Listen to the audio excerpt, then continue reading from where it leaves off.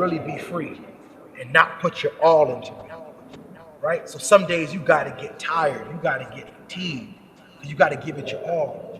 And giving it your all means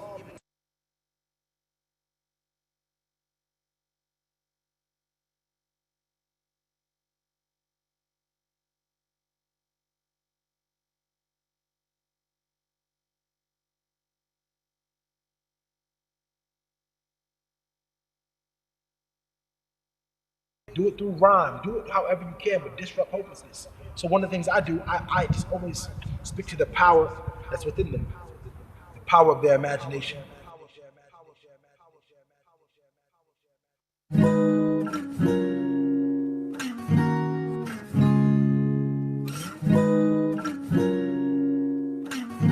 I know it get heavy sometimes, for real. And I know sometimes you just need like a place you can get away to. And to know that somebody's thinking about you and somebody care. I do. Yeah. I read his file, but I couldn't find his childhood. Grew up in that jungle where they rumble, bunch of wild hoods. If you never took the chance to talk to him, y'all should. Why? Because y'all could learn a lot from his life, like what it's like to hold on to nothing and fight for something. Police sirens and car alarms were his lullaby. To survive, he learned to lie and make up alibis. And he can show you where the bodies lie by alley side, inside the alley where they often known to dish the joyride. His juvenile file and make you think his mom ain't nothing, but to know her is to know she think the world of him. It's just they couldn't overcome the circumstance. Was a boy who quickly had to learn to be a working man. Couldn't get the work permit, so he learned to work them grams. Master tucking hand to hand, money inside his rubber band, just so he could come in and put money in his mother's hand. Copped a bag of hard work and then he went to work his plan. And I speak in a lot of hood analogies, but for my speech I shall make no apologies. And I don't care if the scholars don't acknowledge me, as long as my students come and tell me that they proud of me. And they can find inspiration in the lines I spit, and they can tell that their lives are what inspired it. Then I guess I'll be the dean to recover their dreams and let them know that success ain't as far as it seems. And gotta like them, but it ain't for you to judge them until you took the time to love them. You can't tell me nothing, no. You gotta like them, but it ain't for you to judge them. I don't spit dope no more, I'm pushing medicine. I don't spit dope no more, I'm pushing medicine. I don't spit dope no more, I'm pushing medicine. I don't spit dope no more, I'm pushing medicine. Medicine, medicine. Yo, pace yourself, but if you speed, embrace yourself for the trauma or that impact. Yellow caution tape say get back, cause you ain't Hebrew. Gotta know where you going before you speed. Broken dreams get shattered like windshields at collision scenes. And this is the scene for which a mother she tries to warn, but this is the scene that caused a mother to have to mourn. Her heart gets torn, I guess he never found his way home. Running these streets, bruh, he found a way to always stay gone. But paper chasing, it never seems to last long. It always ends in a sad song, and them cycle just carries on. Cause I'm trapping in rap songs, but I'm rapping to put these facts back into these rap songs. Spitting truth till I'm gone, cause nowadays MCs be busting, but they premature and they flowing, lacking in instruction. So if this is the direction the rap game is headed in, I don't spit dope no more, I'm pushing medicine. I don't spit dope no more, I'm pushing medicine. I don't spit dope no more, I'm pushing medicine. I don't spit dope no more, I'm pushing medicine. I don't spit dope no more, I'm pushing medicine. I don't spit dope no more, I'm pushing medicine. I don't spit dope no more, I'm pushing medicine. I don't spit dope no more, I'm pushing medicine. I don't spit dope no more, I'm pushing medicine. Medicine, medicine. I'm a hope dealer, hope dealer, hope dealer, hope dealer. I'm a hope dealer, hope dealer, hope dealer, hope dealer. I'm a hope dealer. I'm a hope dealer. Hope dealer.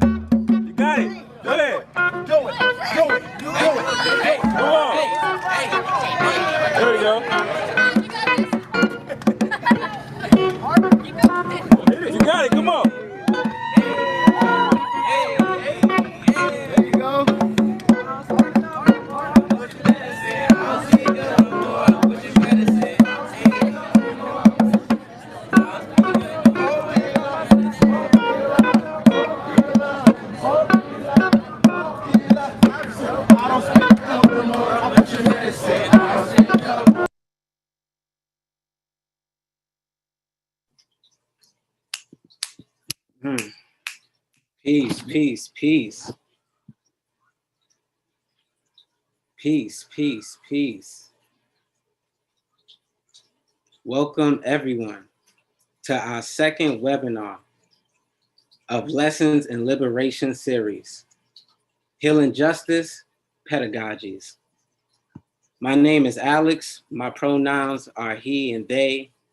I'm a black-skinned person with braids, wearing a dark t-shirt with green letters that says Holla, How Our Lives Link All Together. I'm from Brooklyn, born and raised. My family's from Mississippi and Honduras and Africa. I am a grassroots healing justice organizer with Holla and a part of Lessons in Liberation Oratorial Collective.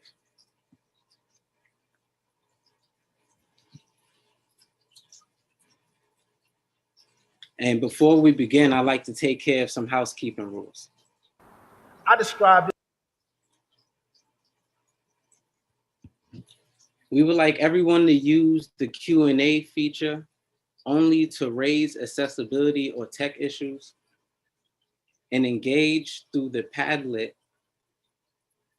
and the QR code for cart captions.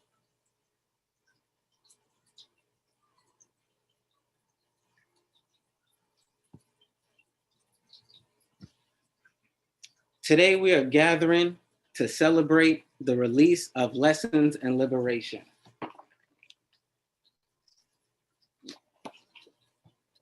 Lessons in Liberation is a multimedia toolkit that documents how educators, young people, organizers, and communities are building and practicing abolition in their schools and neighborhoods. With examples and analysis of grassroots campaigns, first-person narratives about curricula, projects, arts, music, and descriptions about restorative healing and indigenous and transformative justice. Practices in schools. Our hope is that this toolkit will not only function to generate dialogue and practice, but it will also elevate the network, the political urgent work that is in progress in our schools and neighborhoods. Thank you.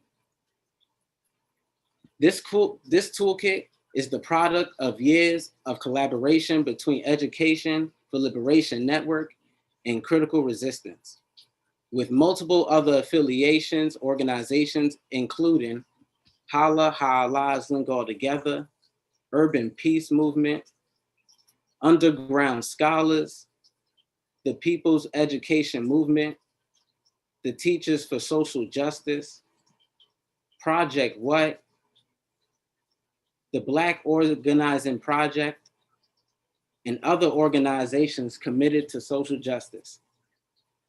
Beyond this beautiful toolkit, Imprint will also still developing the accompanying Lessons in Liberation website that is discussion guide, which will be coming soon. And now I will pass to my comrade and sister in the struggle, Emily, to share a bit more about this labor of love. Thank you.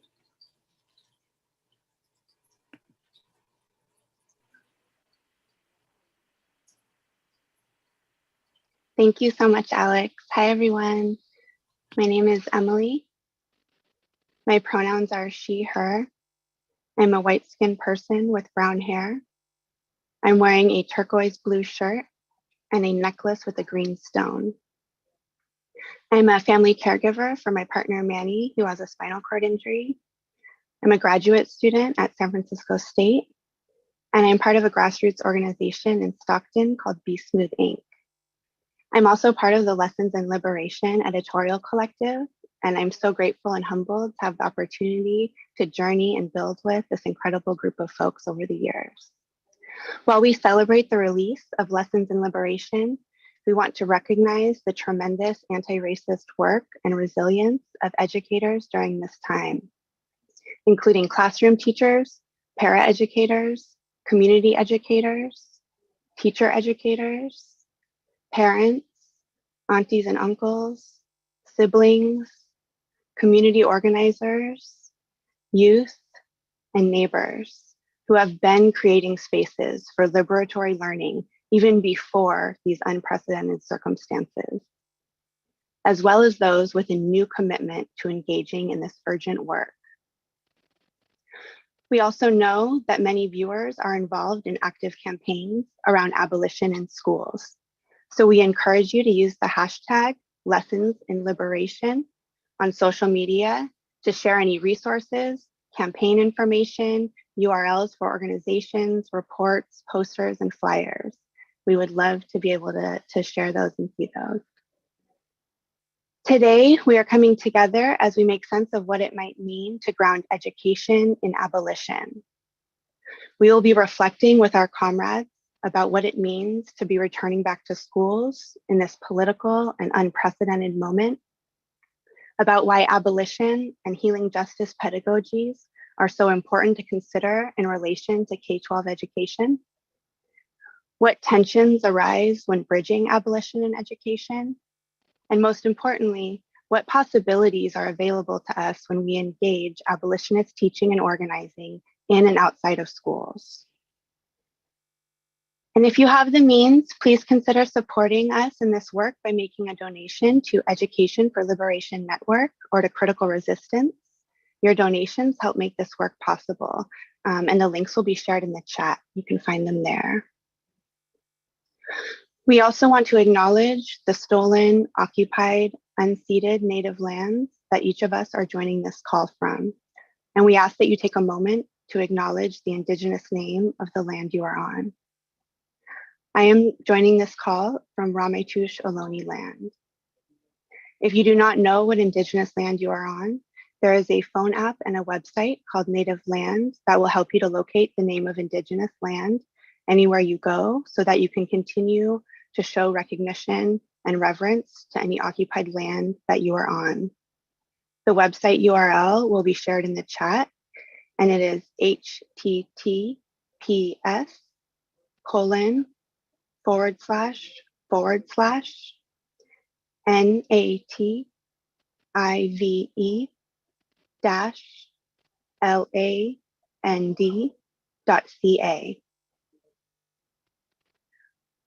We know that our work must always go beyond words and that we must act in solidarity with all First Nations who are working to protect their land and people.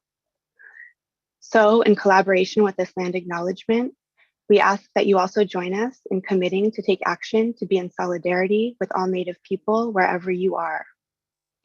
We can support rematriation and Indigenous organizing in our communities locally with donations, or we can also give to the Sogorea Land Trust to support their work to return Indigenous land to Indigenous people at sogoreatelandtrust.org/donate, and the URL will be in the chat.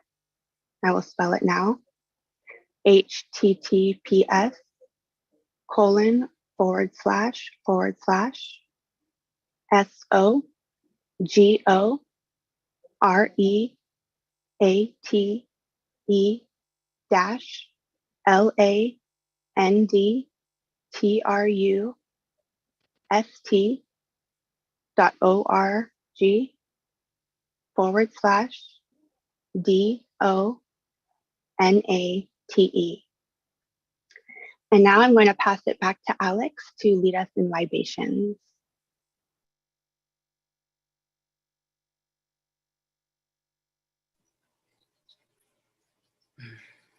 Hey, hey, Alex here. Thank you, Emily, for acknowledging the native land we are on. I would like to take us through a pouring ritual, libations, an African tradition, and paying homage to our ancestors. We ask for folks to say their names of their ancestors, friends, and family who have transitioned. Bring them into the space, bring them out of us, thank them for everything they've done for us, and ask them for their guidance.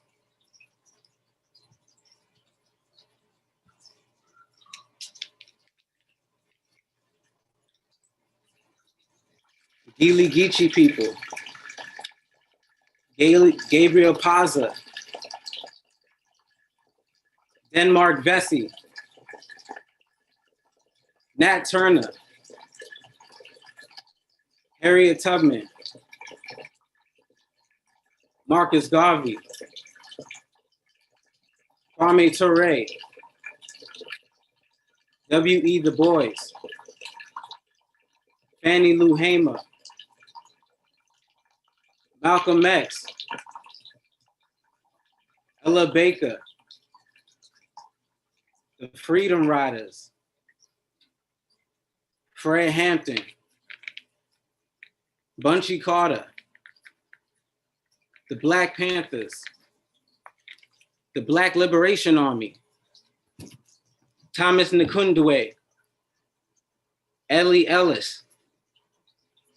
We also call on our ancestors from Africa and the Caribbean islands, and the list goes on.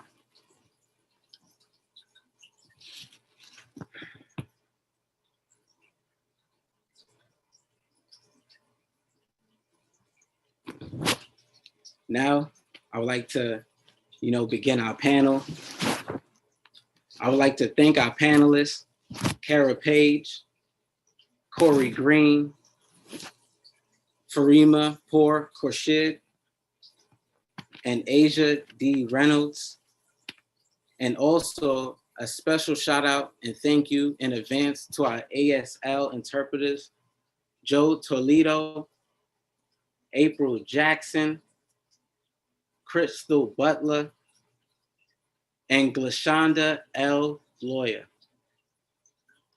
And to all of you taking the time to be present today with us.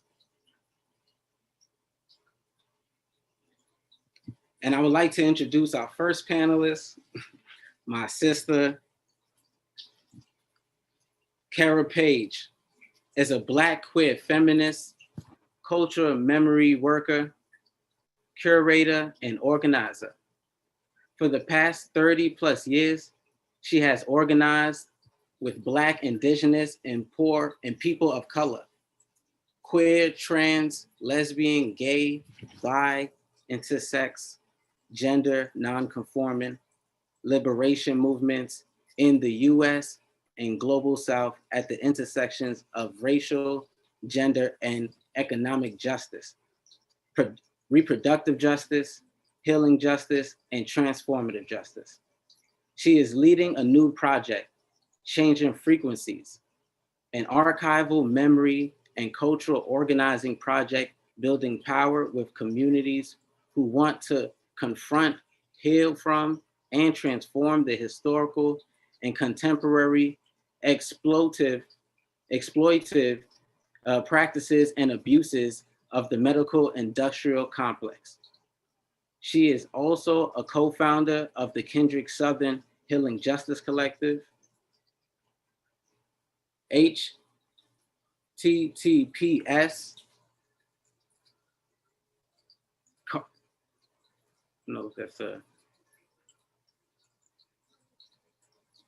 at carapage.co.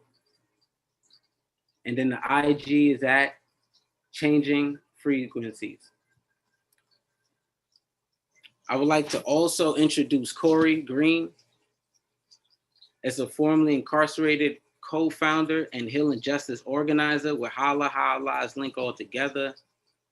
He serves as a researcher, associate, and leader on numerous participatory action research, PAR, projects analyzing the praxis of grassroots pedagogy and healing-centered youth organizing within a process of radical healing. Corey's also an organizer with the formerly incarcerated Convicted People and Families Movement, a national movement led by formerly incarcerated leaders to engage the public policy landscape of criminal justice punishment. He has been featured in critical documentaries, such as Ava DuVernay's documentary 13, and also From Prison to NYU. And most recently, Holla's Healing Justice Movement documentary, We Came to Heal. He is also a member of Lessons in Liberation editorial team and national collaboration to uplift prison abolition through an editorial educational toolkit. The IG is at Holla, at How Our Lives Link All Together. And I will switch over to my sister, Emily. Thank you so much, Alex. Hi, this is Emily again, and I'm so excited to introduce our next two panelists. Farima Kaur Khorshid is a Bay Area educator, organizer, scholar. She taught at the elementary grade levels in her community for over a decade, as well as supported educators locally, nationally, and internationally through her roles as a university professor, teacher supervisor, educational consultant, and community organizer. Much of her work is now rooted in grassroots organizing as she serves in leadership roles within the Teachers for Social Justice organization, the Abolitionist Teaching Network, and the National Education for Liberation Network, which organizes the Free Minds, Free People Conference. Dr. Farima is also one of the editors, authors, and organizers collaborating on the upcoming book, Lessons in Liberation, an abolitionist toolkit for K-12 educators, which will be coming out through AK Press and released at the end of this month, September 2021. Her IG is at dr.farima_,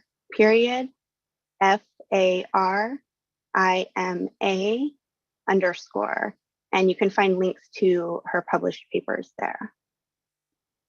Our next panelist, Asia Denise Reynolds, is a healer, activist, artist, and educator. She is the legacy of Linda and the late Ralph Reynolds, a testament of her family's survival and resistance in the US.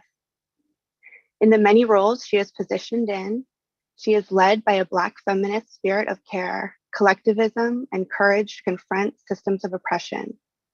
Currently, she is a professor at Wayne State University, and her research interests are inspired by her ongoing relationships with Black girls to engage theories and practices in geography, youth development, and social movements.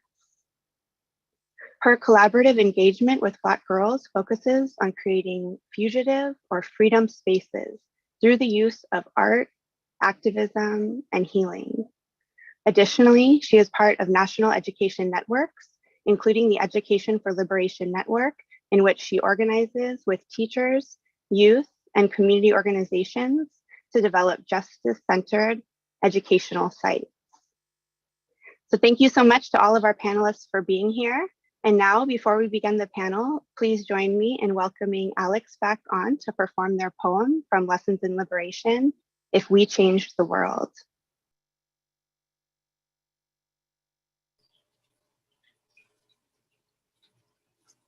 Thank you, Emily.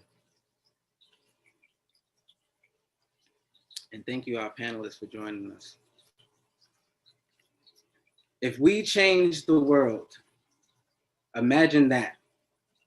Black and brown communities coming together. Sustainability, accountability, love, and investment abundantly. No debt or ownership, but connections. Creates responsibility, a time and place for leadership. Still, the core is our collective dream. If we change the world, imagine that. The prison industrial complex disbanded and dismantled. As we head towards freedom, our chains detangled, broken, and turned to dust. Tears ready for tissues, arms open for hugs. Reuniting with families and friends, these are our people. Won't be criminalized and tortured anymore. Hearing all but a fuss, folks ask, who can we trust? A thundering echo says us.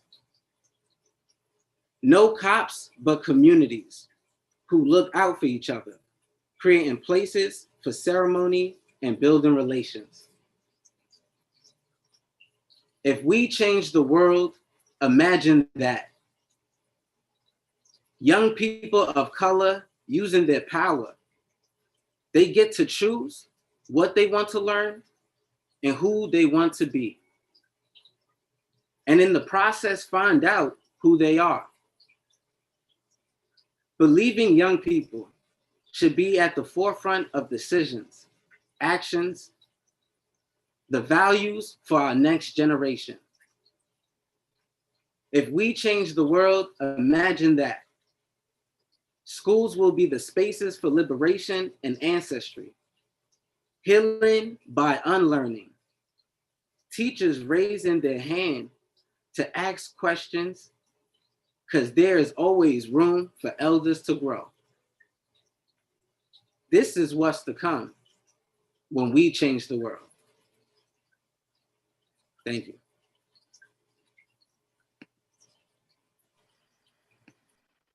Thank you so much, Alex, for sharing that beautiful and powerful poem with us. Now we are going to transition to our panel. The order of speakers for this first question will be Kara, Corey, Farima, and Asia. So the first question tonight is, why is abolition and healing justice important to think about together? And how are you conceptualizing healing? So I will pass it over to you, Kara. Good evening or good afternoon, wherever you are. It is an honor and pleasure to be here. I am a light-skinned Black woman with a full head of curly Afro hair with highlights of blondes and red colors.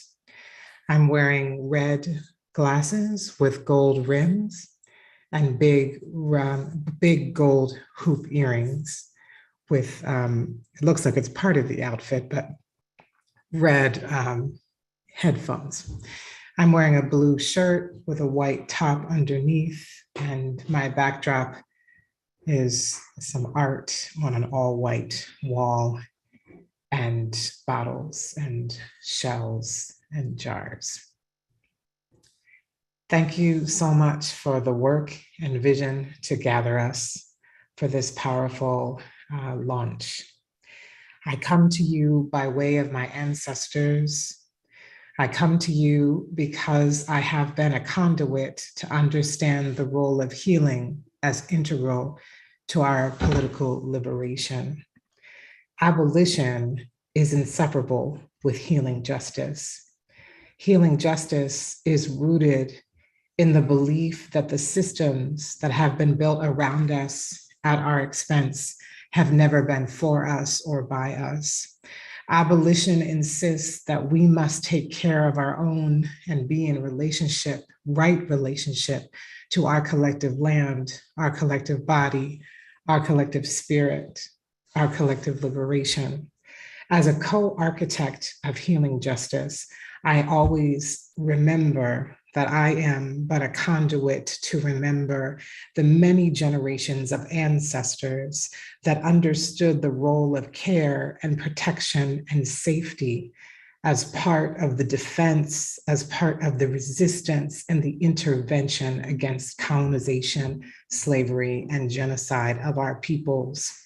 Abolition of slavery and the Underground Railroad, the Black Liberation Party, Black Panther Party's self-defense and survival programs, the Young Lords and things like taking over Lincoln Hospital in the Bronx for heinous care of Latinx communities and Black and immigrant communities.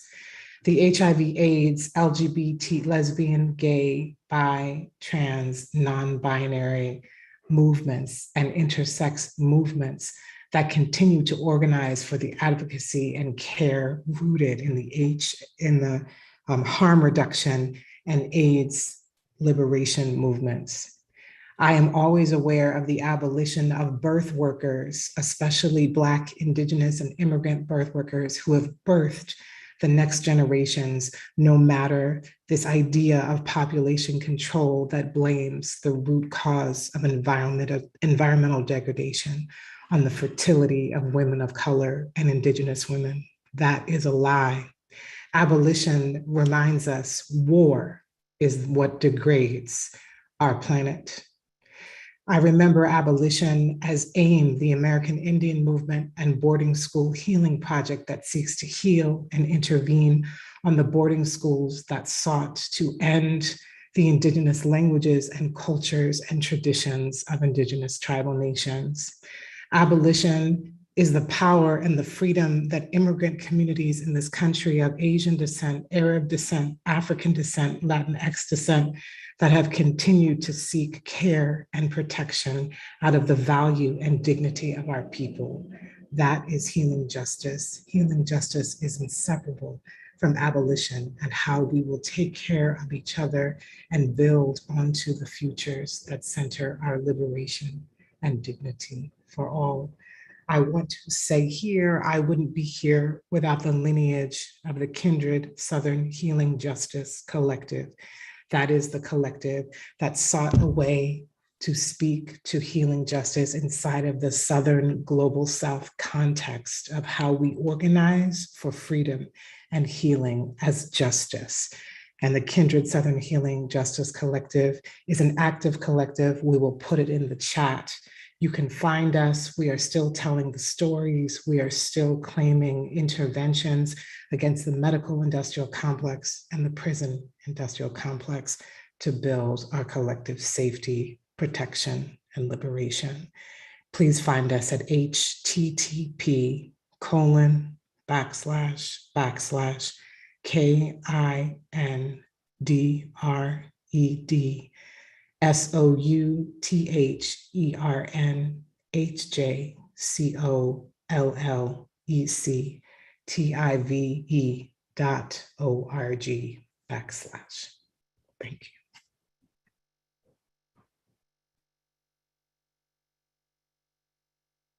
Thank you so much, Kara. And Corey, do you want to go next? Peace, peace. Good evening, good afternoon, good morning, everybody, depending on where you are receiving this message. I am calling from my place of home in Queens, New York.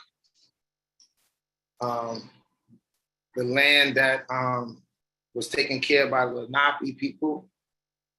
I have on a light blue How Our Lives Link All Together shirt, a gold do-rag, and my background is a white wall with a brownish, tannish top. I have the sneak peek of the Lessons of Liberation. I'm in the background with a Nat Turner book and the African Origins of Civilization book by one of our important leaders and ancestors. And my son is also in the background making some dinner. It's an honor and a pleasure to be on this panel with such people that I admire and learn from and organize with. And I'm happy to be on the panel with Asia to kind of learn more and build relationships with them. And thanks to all of the organizers, the spirits over the last 5 years that I've been a part of to help me grow, to watch this project come together and to really bring this project and this launch of this toolkit to the world. So thank all of my co-organizers and the editorial team and the organizing team that did so much amazing work to make this happen. I love Carver's response. You know, I could just kind of like pass the mic and say ditto. It's just also an honor just to be journeying, thinking about healing justice. You know, Kara just mentioned the Kindred Southern Healing Justice Collective, and a lot of my understanding and introduction to coming into the concept of healing justice comes through that lineage. I want to give a shout out to them, to my own personal family in Mississippi who've been journeying from the Delta, Mississippi, all the way to Chicago and New York. And I think that story is a story of healing justice. And shout out to Hala all of the work that we come from in prison organizing in New York, our young people that lead us in YLC, and the legacy that we stand on, that stands on organizing in New York in the 60s and the 70s, and prison organizing that went on from the 70s to now. So I think I come to this answer just to give a little bit of spirit, thinking about, why it's important to think about abolition and healing justice together, because at the root and at the start of tracking abolition, which is not just how we get out of prison, how we get out of slavery, how we get out of colonization, but how do we get out of the idea that it's okay to put certain families and communities through dehumanizing situations. When you decide to fight against that, that's a practice of healing in itself. When you decide to stop the colonization in your home, in your family, and definitely in society and over the generations, you are already commencing to deep care, to rebalance the society, to rebalance the world, to rebalance yourself. And I think just to echo some of the examples that Cara uplifted from the Lincoln Hospital work of the Young Lords, that really was taking over the hospital so that grandmoms, Puerto Rican grandmoms, could really get the services that they wasn't getting before community people went over and took over the hospital. That action of taking over a state function, an institutional function that's really dehumanizing us, to bring care to our communities, is a practice of abolition and healing justice at the root. How do we reimagine the realities and turn it into our everyday practice, so that we could take care of ourselves? And sometimes it means about how do we sacrifice, and how do we sacrifice the things that we thought we knew about ourselves, the things that we thought we knew about gender, the things that we thought we knew about being Black, about being in a relationship, because most of that stuff, a lot of that stuff is part of a socialization of colonization and enslavement and imprisonment, that we gotta abolition, that we gotta heal from. So yes, I end by saying that I conceptualized really thinking about abolition and healing together, by just thinking about how we get free and understanding history, understanding myself in history, understanding my family and relationships, and working in community with people to figure out how do we think about getting the stuff outside of us and how do we put that into practice in our families and communities. So really thinking about, when you break down not only systems in the world, but systems within your own relationships, you're doing abolition and healing together. Sorry for the long getting into that. Oh, good. Thank you to Cara for giving us such a beautiful lineage of healing justice. Corey for also complementing that. My name is Farima. I am calling from the unceded Ohlone land, also known as the Bay Area of California. I am a woman with brown skin and dark curly hair. I'm wearing Black and white glasses and clear quartz healing crystals in my ear, and a Black t-shirt with white letters that read Hella Healing. And first of all, I'm just hella honored to share space with everyone here today, the panelists, our interpreters, our organizers, and all of our community that's joining us today. What a labor of love this journey has been. And I think I want to talk to us specifically about how I'm conceptualizing the bridging of healing justice and abolition, but specifically situating that in education, right? And so when I think about this work, particularly in the context of preschool through 12th grade schools, universities, and any other kind of education institution in the US, I can't help but make the connections between the prison industrial complex and what my sister Bettina Love calls the education survival complex, and what my sister and comrade Erica Miners and brother David Stovall would call the school prison nexus. And I want to build on what Kara Page has coined as healing justice by really thinking about these frameworks together and conceptualizing it as reparations. Like literally, it's reparations for all of the harm that marginalized people, particularly Black, Indigenous, and people of color, have experienced because of schooling, right? The violence of colonial schooling that still continues today. And so that would mean that we would need to think about historical and transgenerational trauma that was caused by schooling, right? And how various forms of colonial harm have lives that extend far beyond those horrific moments, as Kara was talking about earlier, right? And that they engender trauma that echoes for generations, resulting in physical and mental and emotional and spiritual and social distress, right? That becomes this never-ending cycle that gets reproduced and evolved through schooling, the project of schooling, right? And so that would mean that as educators, we would have to really listen to what Dr. Gloria Billings was telling us when she said we need to stop obsessing over the so-called achievement gap, right? And standardized testing that we know was manufactured strategically through the project of schooling, right? Colonial schooling.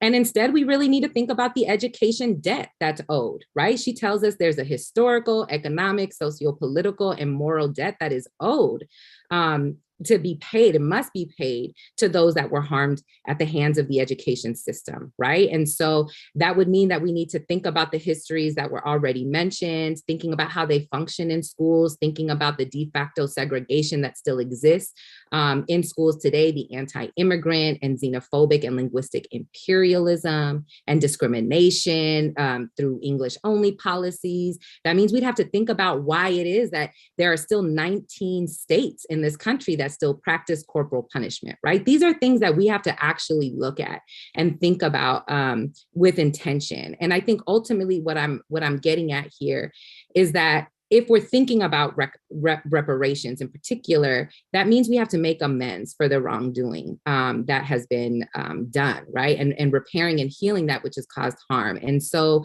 that would mean a redistribution of resources, of empathy, of opportunities for wellness and more. And I think about the interview that I did with my mentor, Dr. Sean Ginwright, that's in the toolkit, where essentially he's inviting us to consider the possibilities that emerge when we imagine spaces for youth and educators in which wellness and relationships and collective care and action are made central, and where we can abandon the factory model of schooling and move toward what he calls a greenhouse model, right? In which conditions required for full flourishing are created and nurtured for both youth in schools as well as adult practitioners. And so I'll stop there. Thank you.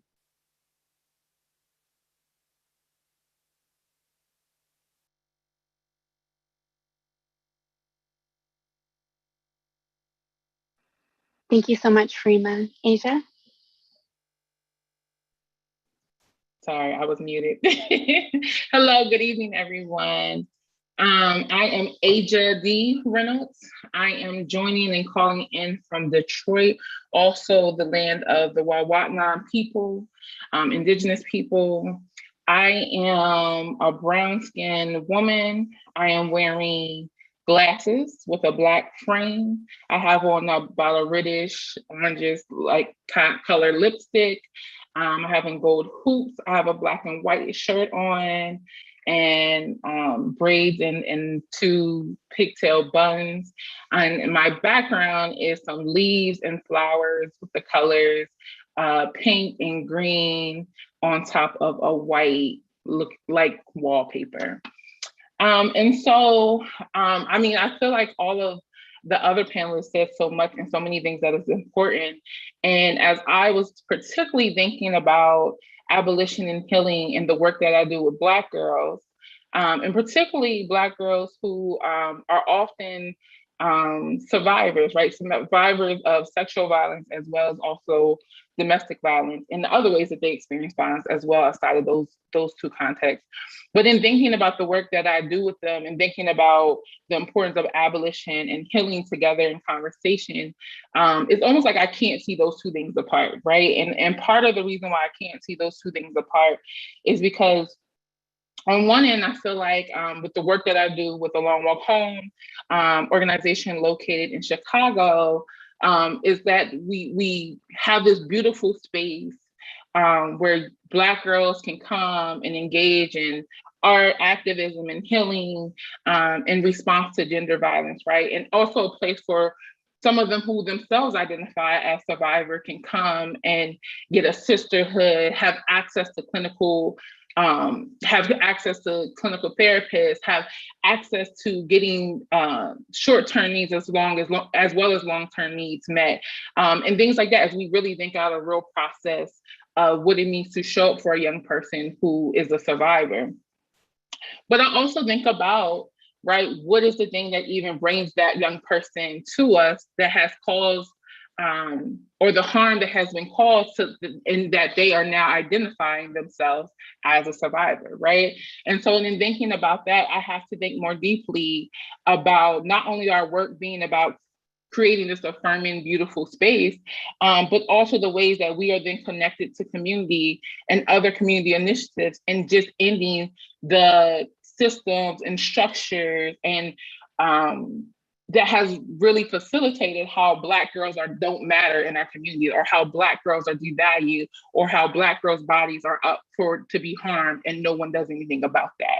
And so, and then thinking about them systems, right? Thinking about colonization, thinking about anti-Black race, right? Thinking about patriarchy, like all of those things are very much part of that contributes to the harm that we see Black girls experience. And so I can't just think of my work as this beautiful place that we create, but it's not connected to movements. And so very much I think of the two going together, that we're doing this work in connection to other movements and looking at through an intersectional lens about how do we get to the root of the harm and the illness and the social illnesses that we see within our community.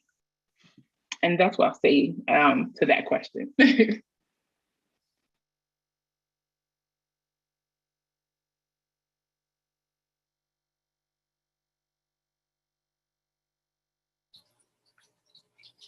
Thank you, Asia. Just thank the panelists, Kara, Corey, Rima, just really sparking a lot of energy for our conversation today, which is really going to get much deeper into this work that y'all speaking about. For our question 2, can you talk about your work in relation to healing, abolition, and education? What are the healing-centered visions of education that are at the center of your work? And we would like to go at the order of Asia, Corey, Farima, and Kara.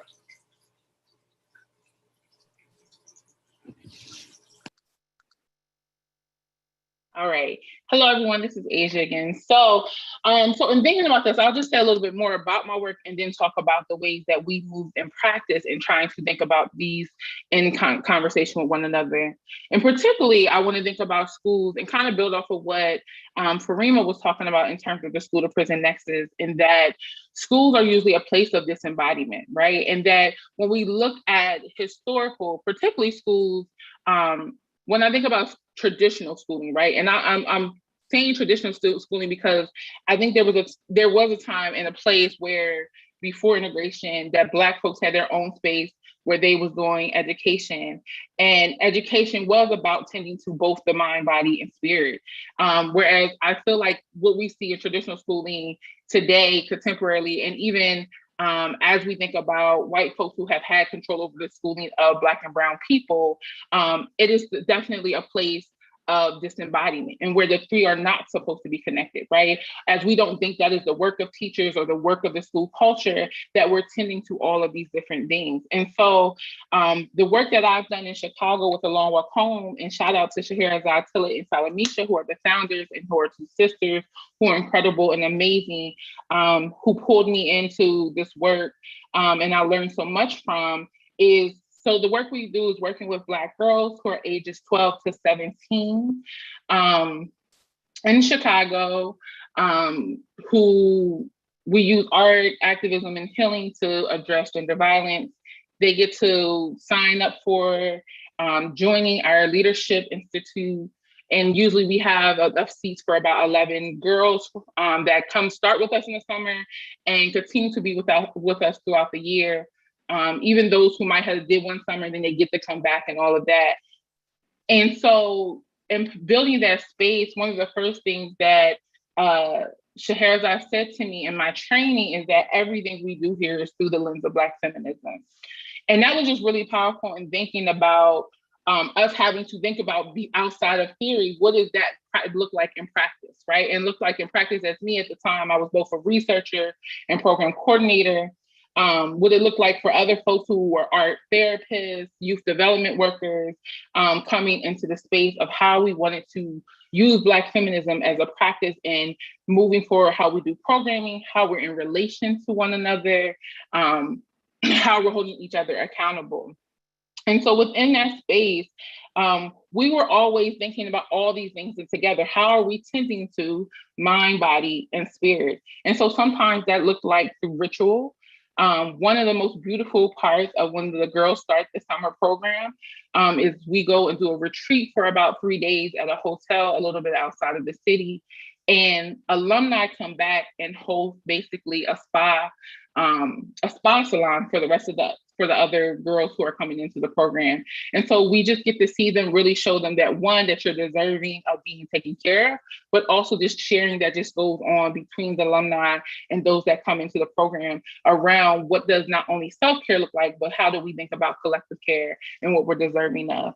And then just thinking about how we engage Black feminism as a form of study, and how that has been powerful in the young people being able to, for themselves, name their experiences, right? That they understand that they're Black girls, they understand they're having experiences, but not knowing that these experiences are connected to other Black girls and other Black women, and that they have a community of people to be in conversation with. And so getting into texts like Alice Walker, Tashaki Chanier, Toni Morrison just really helps name, even for themselves, their own experiences. And then also just thinking about, we think about also the clinical part of this work, right? Of like, how do we get access to mental health services to the young people as part of their healing process?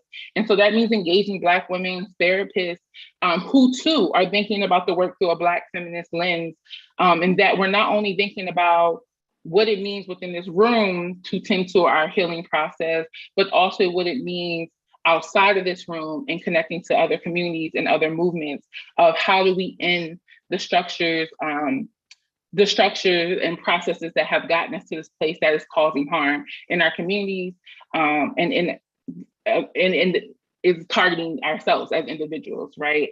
And so that is just how we at A Long Walk Home are often thinking about, from programming to how we interact with parents to how we recruit, moving through a Black feminist lens. So that's all I'll say for that one.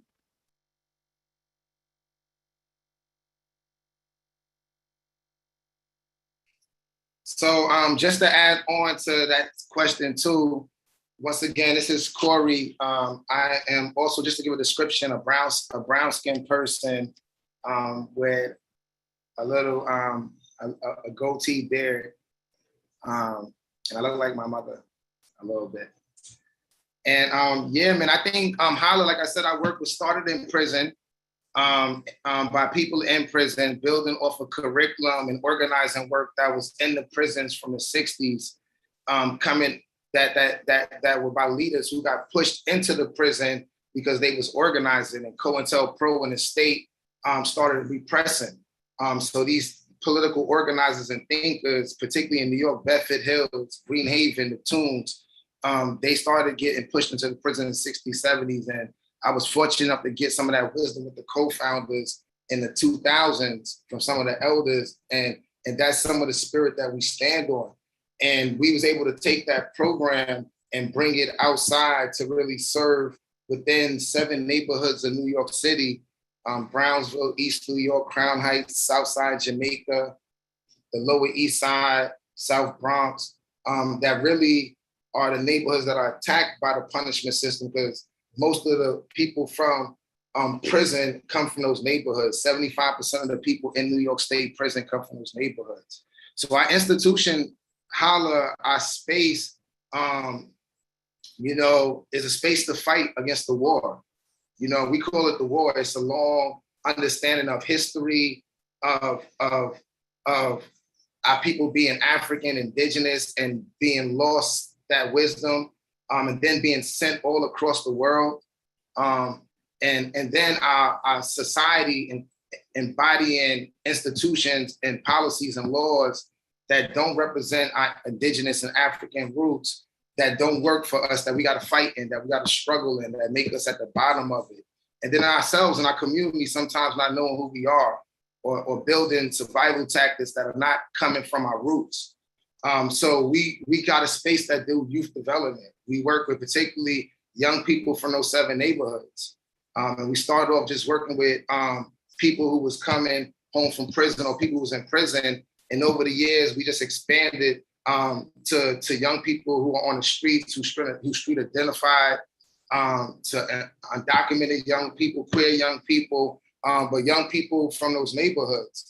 And we think about our work in really 4 ways, really like that youth service work and youth development work, which we got an 18-month process, a 24-month process. We do grassroots organizing, and we do a lot of political education, or what some people call technical services with institutions. We call it political education because we're trying to change the structure. Like when we do teachings with institutions that work with our neighborhood, we're trying to give them a non-traditional approach. And our non-traditional approach stands on the work of Kara Page and a long list of healing justice analysis. And secondly, the non-traditional approach of criminal and social justice, which was developed in prison by that lineage that I was telling you. And from those, it's really 4 things that we do in all of our work. We really grounded in African and indigenous worldview. So our curriculum, our pedagogy, the way we addressing healing or curriculum or relationship building is through an African indigenous land. We think about elders and ancestors as a understanding of developing spirit and hope, because we think as Black people, as indigenous people, everything we do is about spirit. It's about hope, and particularly when you think about historical trauma and the ways that systems of oppression and internalizing that oppression lands on us, we lose hope. We become hopeless, at least people in our families, in our 7 neighborhoods. So we do work to remind us, from one, we come from spirit and hope, but also the work to keep our fire and our spirit and our hope going. That's why we do libations. That's why we do rituals at home. That's why we keep our ancestors in the process. Thirdly, all of our youth development pedagogy or community development pedagogy come from grassroots movement lessons. The ways that the Black feminists fought for stuff teaches us. The ways that Nat Turner did things teaches us. The ways that Kara Page and Healing Justice Collective lay out stuff, teaches us. The things that the Resurrection Study Group does teaches us. Ella Baker, Fannie Lou Hammer. We went to Kemet. We've been studying the work of courage, the work of urban peace movement. All of our communities and our stories and the people that's fighting back against the war, helping us heal against the war. That's the pedagogy that we use in our curriculum. That's the pedagogy that we go home and we use in our families. And the last thing, we understand our work as a journey. When you're thinking about healing from historical trauma, when you think about relationship building, when you're thinking about the slow work of doing abolition second by second, day by day, but being honest with yourself and reflecting and trying to grow with people, it's a process of growing and struggling with the people you're trying to grow with. And that's a process of journey. So we think about all of our youth development, organizing, political education or TA services through those four lenses. And the last thing I would say is that that's like a program idea, but at Holla, we try to think about that as that's our role as individuals. So we do that in our family. We try to do that every day with each other in an organization that's more like a family too. Thank you. Thank you so much, Brother Corey and Sis Asia. You both set the stage up so beautifully with the way that you engage this work. And again, this is for Rima. I think I want to start by really talking about like my work. And what I mean by my work in relation to healing and abolition and education is quite literally like, what is the personal work and healing that I need to engage in order to heal from the ways I've been socialized and conditioned to normalize oppression and carcerality and, really become desensitized to it or ignore it altogether, right? In this false conception of like safety. And so I think part of my work more recently has been recognizing how my younger self, I do a lot of inner child healing work right now. And I have to grapple with the ways that, young Fadi had to navigate schools and what happened to her spirit and what happened to her sense of agency and self-worth and dignity and all of the ways that young Fadi had to learn how to protect herself. And how that shows up within me as an educator today, right? And I often think about what my healing requires of me as an educator who purports to believe in abolition and healing justice in theory and in practice. What does it mean about, my own daily work, that slow work that Corey is talking about, where we have to be honest with ourselves, right? And really unpacking like, what were the coping mechanisms that we developed and those behaviors that we developed when we were in survival mode, navigating oppression and trauma as a young person. And how am I doing the work to understand my nervous system today and how it gets triggered, right? In these moments when I'm in the classroom with students, how do I develop the discernment, the self-awareness to heal the parts of me that no longer serve me or protect me or the parts of me that are still causing harm to others, right? And this was not something that was ever taught in schools. And so my work is to pour back into my younger self and to hold her and to affirm her and to remind her that she is worthy, right? And that she does not need to cause harm in order to protect herself, right? But I don't do that work alone. I do that work in community with my sisters, with my comrades, and I think ultimately I'm committed to the everyday work of healing because that's exactly what it is. It's work, it's labor. And I often feel like in our movement spaces, particularly in education, we're very much in reactionary mode because we're always under attack, right? But this kind of labor that I'm talking about requires us to create time and space and energy to face our pain, to grieve, to learn the importance of boundaries and stepping back when needed, right? So that we don't burn out, right? And trusting that the work, that good work will continue when we do that. And then really thinking about, facing the truth that we also cause harm. All of us cause harm. And so how do we make it a practice to actually name that harm, right? And understand self-accountability and accountability among our community as radical healing, right? And it's not only that hard work, it's also the important labor of making space for joy, for levity, for rest, for creativity, for pleasure, for freedom dreaming. All of that is healing work too. All of that is abolition work too, right? And so much of my healing-centered visions of education is deeply rooted in grassroots, healing-centered, feminist, abolitionist praxis in the different organizations that I'm part of. So, I'm a board member of the Abolitionist Teaching Network. I'm also a board member of the Education for Liberation Network. I'm a core organizer with the Teachers for Social Justice and the HELA Educators of Color Group. HELA stands for Healing, Empowerment, Love, Liberation, and Action. And really this work is about creating spaces and sharing resources for educators to tap into healing and abolitionist organizing and learning and teaching in different ways, right? And so I think about how that manifests. In one of the organizations that I'm part of, there was some harm that happened. And so organizationally, we took a vote and we decided we're going to stop all external programming that we do for the community until we can get our shit right. We need to develop some space. We have to create some space to engage in transformative justice together, because that is important work. And we understand that any radical work that we do for the public, while it is important, it cannot be more important than confronting the myriad forms of harm that occur within our activist communities and spaces. It just can't be, right? And so I also think about the work in Hella. Like in Hella, we proactively create sacred spaces for healing, right? We do that work through examining intersectionality in the ways that, you know, we have had to heal from different forms of oppression based on our positionality in the world. And we do art, and we also, you know, have contracted community folks that we love to also lead us through somatic healing and grief work. I think about the work with Sister Circle Golden Hour that we engaged with throughout the pandemic, where, you know, this was a collective that centers women of color committed to decolonizing our healing through ancestral and indigenous and anti-colonial medicine as resistance, right? The power of storytelling and bearing witness to one another's journeys, engaging in prayer and breath work and full moon intention setting, right? Mutual aid or transformative justice work for one another, or bailing each other out of prison after being arrested for direct actions, right?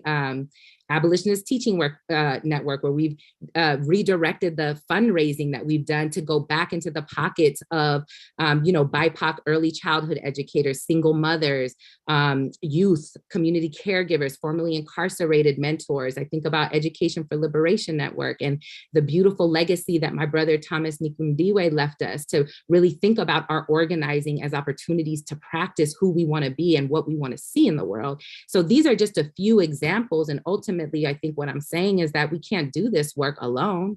There is some work we need to do for ourselves, but we have to do this work in community and in collective. So I'll stop there. Thank you.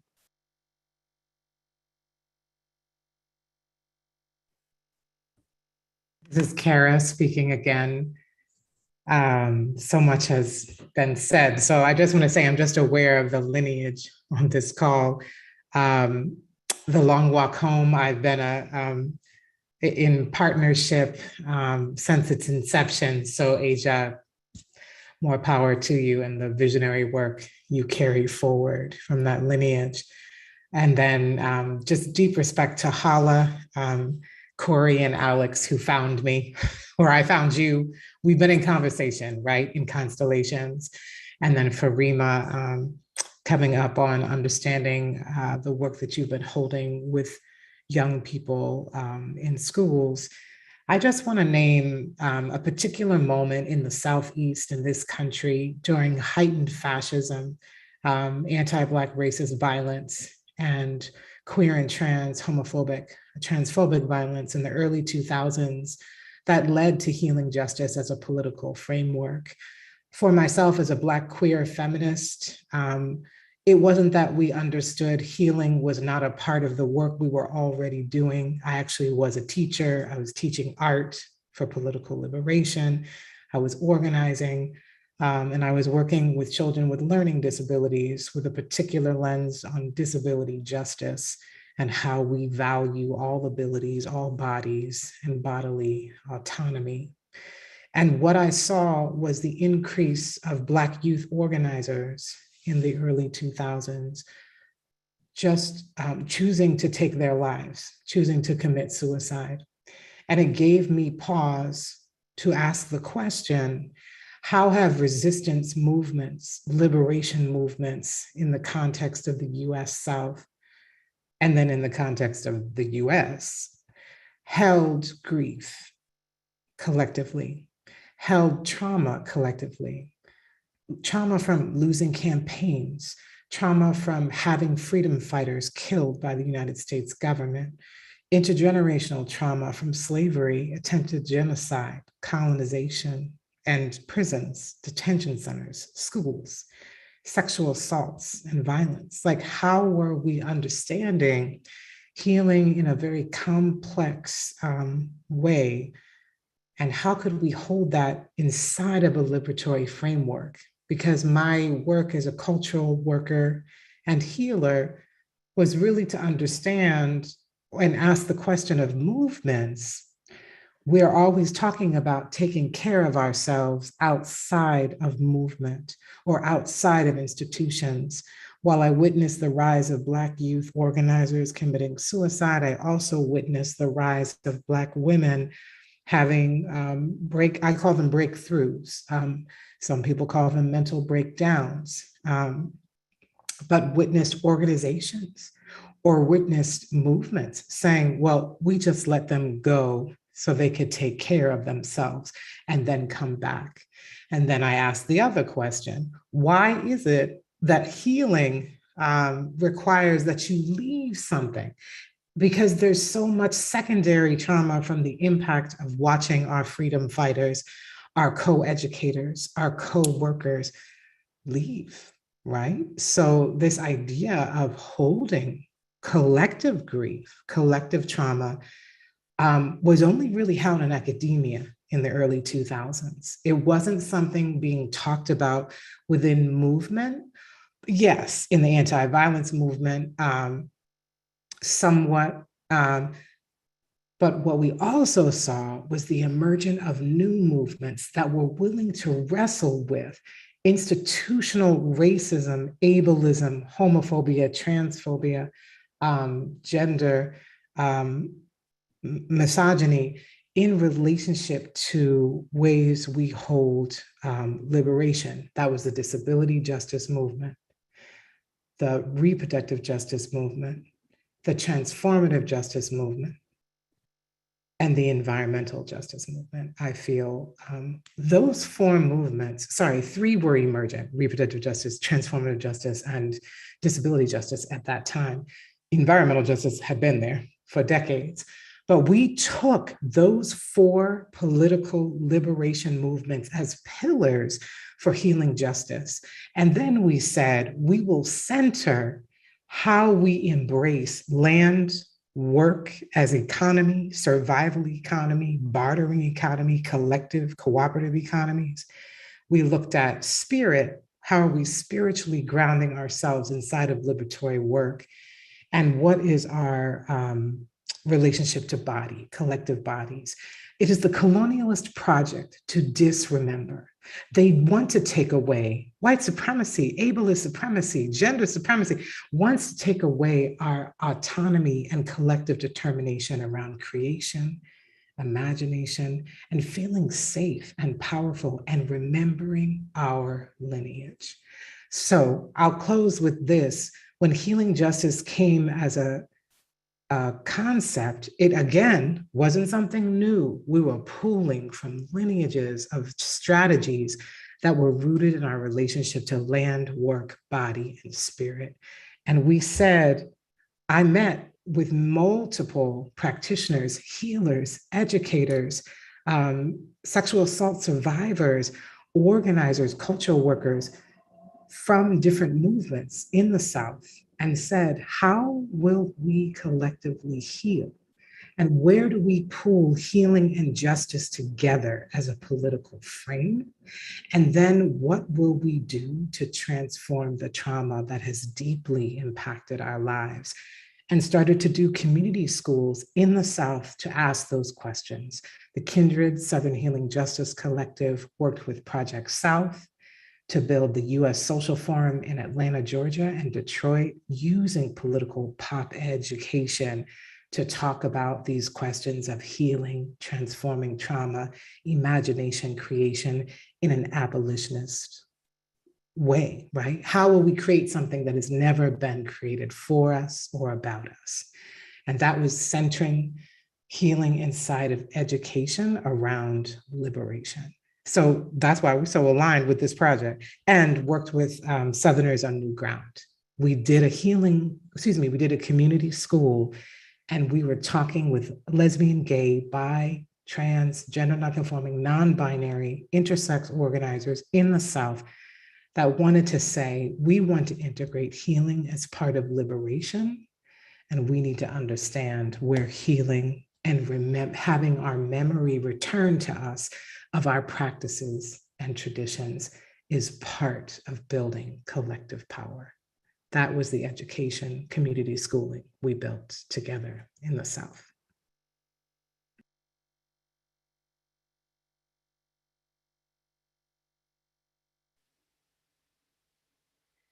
Wow, thank you all so much for the knowledge and experience that you're sharing with us tonight. I'm already thinking about how I'm gonna go back and watch this again tomorrow. There's just so much that you all have shared. For this next question, the order of speakers will be Farima, Asia, Kara, and then Corey. So many organizations and people remind us that abolition is a long-term vision and is also a current practice.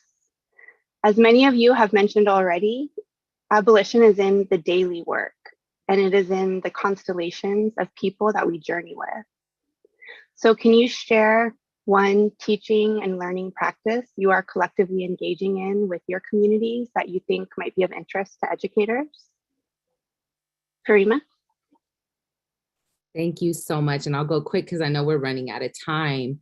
But I think when I think about this question, like the slow everyday work, I think what I would recommend for folks is to really think about how you're creating space to actually strategize to not have to involve police as educators, right? I think about the fact that we are mandated reporters, and sometimes we're told to report things that may not actually need to involve these other entities that cause further harm, right? And I want to be careful as I say that, because I do understand the repercussions of how the state intervenes and criminalizes educators. And I also understand just how delicate this can be. And so it does require so much contemplative practice and collaboration to understand what does it look like to understand the daily lives of children and families who are impacted by prisons, right? What does it look like to think about pod mapping? And I'm going to ask if folks on our tech team can share in the chat the tool that the Bay Area Transformative Justice Collective created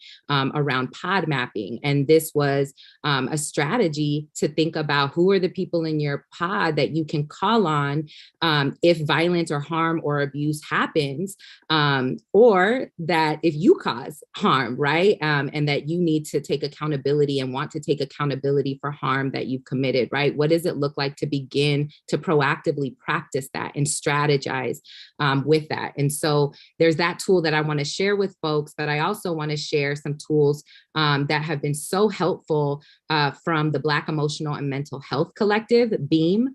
And so if you can share the link in the chat too, there are ways that we can integrate, you know, healing and collective care and accountability and support models for communication and more. And so I just highly recommend thinking about if in the same ways that we strategize on putting, you know, contents in our agendas, what if we created space and room to actually have these really important conversations about safety and care with the folks that we are in community with.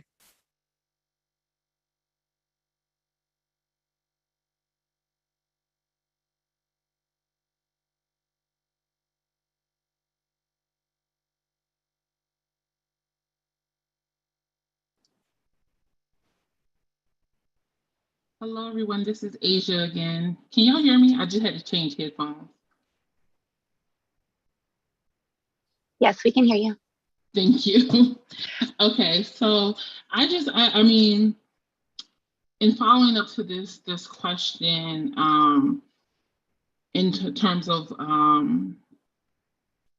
something that I'm working through or thinking through, is how that abolition is not only a response to harm. And I feel like I'm working through this, I'm thinking through this, and not only spaces I'm in with Black girls, but also as a professor, as a teacher, as an organizer, in different spaces of how that we can't think of abolition just as this response to harm. And so I often think that we just underestimate the work of building community, and not just that we say we're building community, but what that actually takes and look like to be in relation to one another, and how much we've just been taught to be so disconnected from one another. And I think this moment during the pandemic, one of those things that has been inspiring, especially as many of us have had to be self-isolated, is how people were innovatively or thinking differently about what it meant for us to be in relation to one another. And so, I mean, I just think overall, I'm always just thinking about You know, when I have a class or when I'm doing work with young girls, before we can get to a conversation about Black feminism or all this other deep stuff we want to talk about, how much time that we're really spending, not just at the retreat, but throughout the time that we're intentionally carving out space to get to know each other, to learn about one another, to check in with one another, right? That isn't just connected to the work. And so I think for me, it's been a lot about not only how I'm in community with folks, but how do I take that into all the practices of what I do in terms of teaching and research and organizing, of how am I thinking through that we're being intentional about the community we build here. And when you do that work up front, as I was saying, it's underestimated. When you do that work up front, then it's much easier isn't that harm never happens now, but it looks much differently for us to come together and think about accountability with a lens of abolition and with a lens rooted in love, when we have to do that work. And so that is just something that I'm working through. I'm been trying to make sure I'm intentional about in my practice. Been really extra like pushing myself, particularly during the pandemic, as I knew that we had to, you know, be even more empathetic and graceful and loving to each other, to ourselves. I have been trying to be even more intentional in modeling that, and doing that work in every space I'm in. So that's just something I'm working through and thinking through.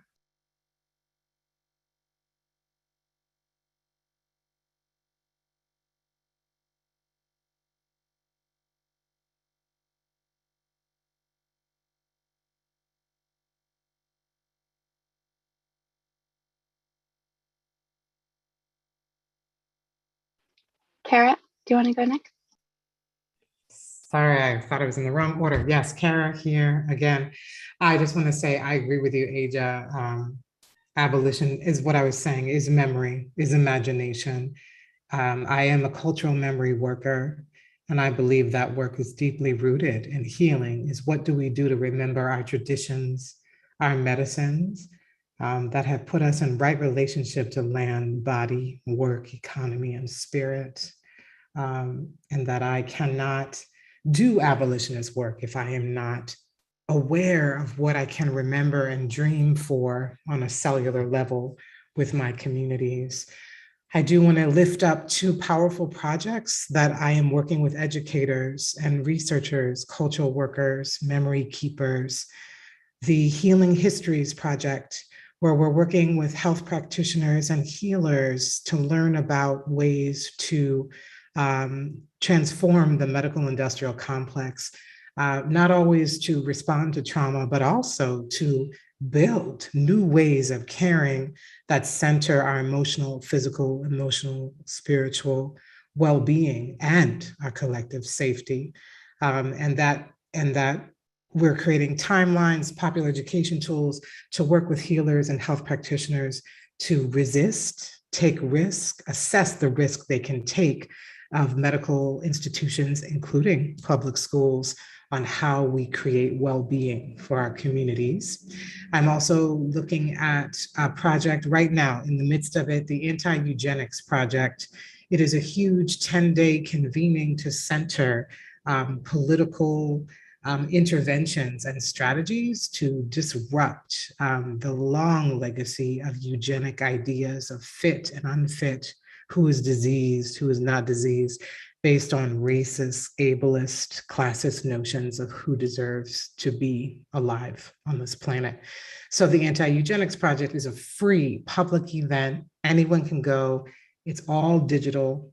Please go to the website at anti-eugenicsproject.org and sign up. You'll see films, performances, panels, conversations, and strategies on how we disrupt eugenics, which includes prisons and detention centers as an extension of thinking those of us are always criminalized, always seen as diseased or dangerous.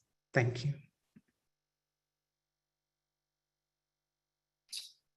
Fire, fire, fire. Peace. This is Corey Porterland back in from Queens, and the land that the Lenape people take care of and took care of. And just to add to that, I think there's two things I want to say. So thinking about practices that I think are really important that we're doing right now. We've been doing a lot of internal healing in our organization. And our organization is like a family. So for lack of better words, I say organization, but that don't really describe like our culture. But for lack of better words, our organization, we do internal circles. And sometimes those things just about, you mate, what, how you treat me, how you talk, it's affirming, but it's always grounded in a certain kind of agenda with ancestors, with spirit, with flow, with different rounds, with open ceremonies, closing ceremonies. We do monthly wellnesses, where it's just about us taking care of ourselves together, having fun, laughing together. And we also do healing with our families together. So we do something monthly where we try to heal with our families together. And we also ask each other to do stuff with our families, all the time, circles, have conversations, have bills. So that's some of our internal healing. And I think that's a really important practice for all of the work we do outside of ourselves with other people. And also just for helping our culture grow and helping our leadership grow and helping people transform. The second thing I would say is, like I said, our work is really grounded in New York City and the 7 neighborhoods that feed up to 75% of the prison system in New York State. They come from 7 neighborhoods in New York City, and those neighborhoods that we come from, we've been coming from. So we've been doing this praxis since we know that statistics, we know that's reality. Like Asia was saying, a lot of the work of abolition and healing justice is about reinstalling or remembering who we are as African people, as indigenous people. It ain't always just about organizing and fighting. It's also about like reconnecting and dreaming about where we want to go after this. So we do political education free. We do free PE, political education, to young people in the 7 neighborhoods. We outreach to organizations, to corners, and we try to teach the history of those 7 neighborhoods. We also teaching about Assata Shakur, really framing that around what is liberation and starting those conversations. We also teaching about street organizing or street organizations or street gangs and regrounding that in in Black liberation struggles and rerooting where it come from. And then we also been doing street cleanup and thinking about asking the community what else needs to happen.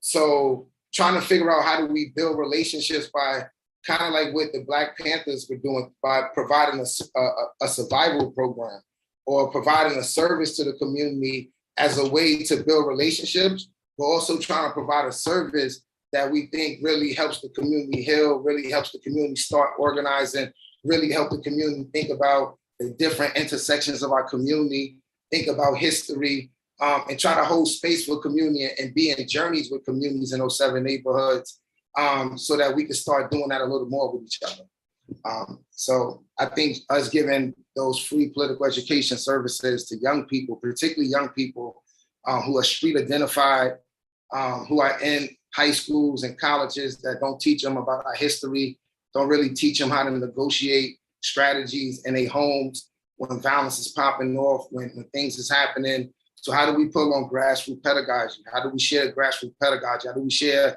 indigenous and African principles with our communities that we know are not getting these things from the system? And sometimes don't even get it from our families. So we see this practice as a way of fighting against the war. And it's a sacrifice too. How do we take, because that's all free service. We reaching out to people, emails, calls, building curriculum, thinking about how we teach Assata in 5 sessions, in 5 2-hour, 3-hour sessions, how we want to talk about Assata, how we talk about the 7 neighborhood history in 5 sessions.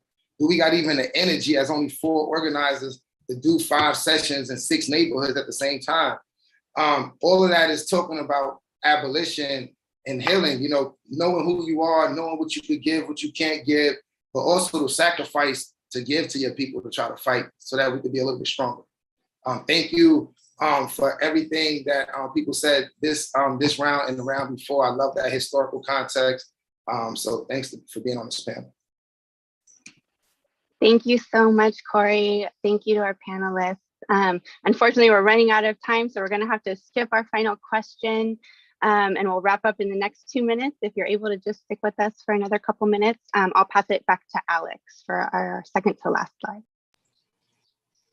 No, thank you. And thank our panelists again so much that y'all was given. You know, I was writing, taking notes. So I was just definitely feeling everything y'all was saying and echoing all that love and work. We want to thank the organizers and the contributors to the Lessons in Liberation and our 4 amazing panelists with us today, Kara Page, Corey Green, Farima Poor, Khurshid, and Asia D. Reynolds. You know, just thanking y'all so much for being with us and just, you know, dropping all that wisdom. And I'm hoping, you know, everybody who's tuned in was able to get everything that was being dropped in the chat. In the Padlet, please take a minute to share one important takeaway from tonight that you want to hold close and integrate and heal injustice pedagogies in your educational practice. So please, you know, take your time to do that. And I'll pass it back to my comrade, Emily. Thank you, Alex. This is Emily again. Thank you so much, everyone, for being here. Thank you so much to our team working behind the scenes to make this event run smoothly. We couldn't do it without you. If you want to rewind, rewatch, or share today's panel, it will be available on the YouTube and Facebook pages of Critical Resistance and the Free Minds, Free People site of the Education for Liberation Network.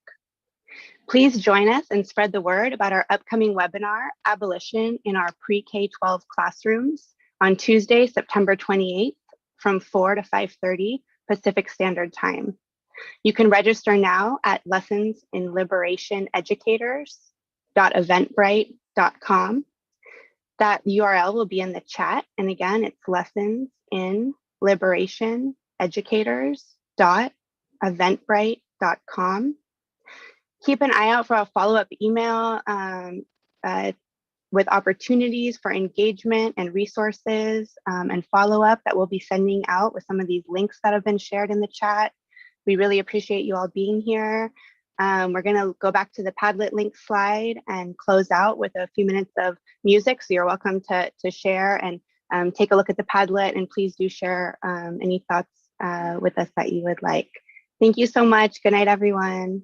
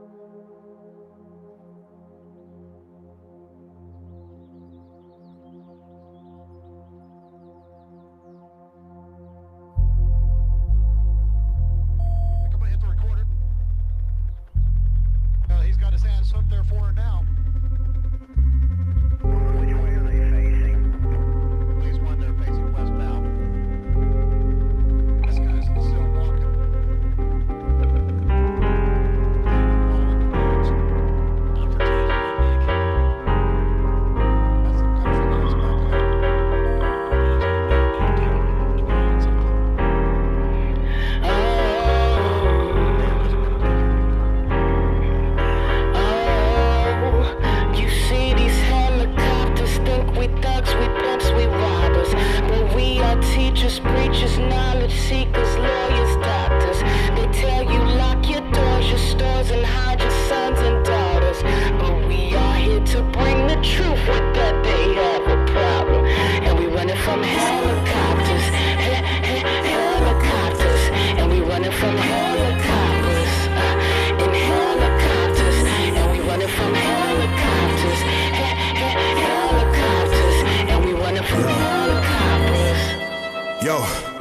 Picture me rolling in a slave ship that was stolen. To my homeland I am going, leaving land that was stolen. This freedom ain't no freedom and you know it. The cops will pull the trigger in the moment. You just another nigga in that moment. You about to be a victim in the moment. Hashtag with your picture in the moment. The moment that the athletes say that Black Lives Matter, Twitter quick to call a nigga in that moment. This shit is for real. Too late to be safe, so I say what I feel. Too hurt to be fake, so I say what is real. You cannot relate to what black people feel, cause you don't understand that don't make it less real. Too stuck in your head when your heart needs to feel. This pain that we carry is real.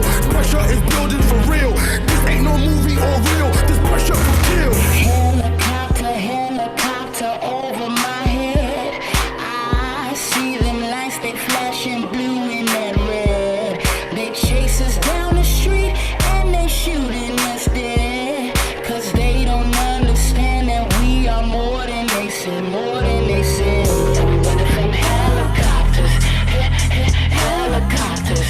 And we running from helicopters, in helicopters. And we running from helicopters, helicopters. And we running from helicopters. Shit, I'm tired of ducking from them helicopters. I know they plotting, trying to bomb us while the world watching. Be more than Ferguson, them devils ain't got shit to prove. 1985, Philly dropped the bomb on move. If you running and they gunning, better know the rules. Same root, same noose, same strange fruit.